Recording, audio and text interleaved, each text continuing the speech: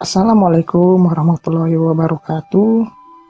Perkenalkan, saya M. Julham Ginting AMD, peserta Latsar CPNS PPSDM Provinsi Sumatera Utara Angkatan 10 Kelompok 1. Pada kesempatan kali ini saya akan membuat sebuah podcast tentang penerapan nilai-nilai anti korupsi di unit kerja administrator kawasan ekonomi khusus Semanggi.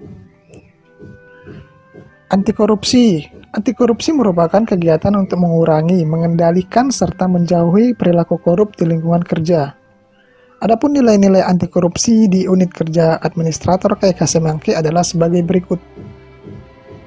Yang pertama yaitu nilai kejujuran. Dalam setiap kegiatan di administrator KK Semanggi, sifat jujur selalu ditanamkan kepada setiap pegawai. Dalam setiap kegiatan, misalnya dalam kegiatan penerbitan izin yang dilakukan secara manual, tidak ada kegiatan meminta imbalan kepada pelaku usaha, di mana semua kegiatan dilakukan sesuai dengan peraturan yang berlaku, seperti Perda, PP, Peraturan Menteri, bahkan peraturan perundang-undangan yang berlaku. Begitu pula dalam kegiatan pengawasan dan monitoring yang dilaporkan sesuai dengan fakta dan keadaan di lapangan. Yang kedua yaitu nilai mandiri.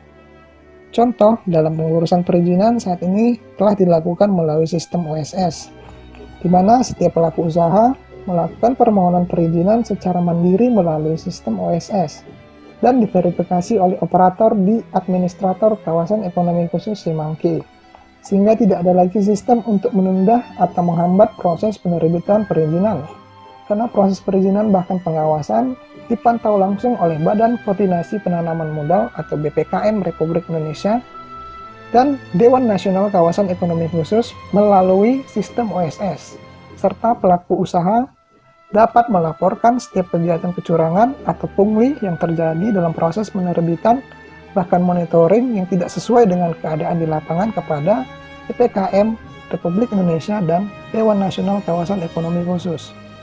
Yang ketiga yaitu nilai disiplin, dengan hadir dan pulang kerja sesuai jam kerja dan melakukan absensi sesuai dengan peraturan yang berlaku. Yang keempat yaitu nilai peduli, dicerminkan jika pegawai tidak dapat hadir dikarenakan ada permasalahan tertentu, maka peran dan tugas pegawai tersebut dapat digantikan oleh pegawai lainnya sesuai dengan kemampuannya masing-masing.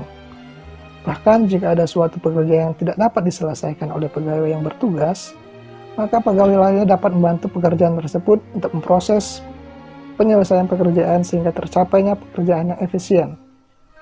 Yang kelima yaitu nilai tanggung jawab, di mana setiap pegawai bertanggung jawab terhadap tupoksinya masing-masing dengan membuat kontrak kerja dan pelaporan kinerja dalam setiap kegiatan pelaksanaan rapat staf yang diadakan secara berkala.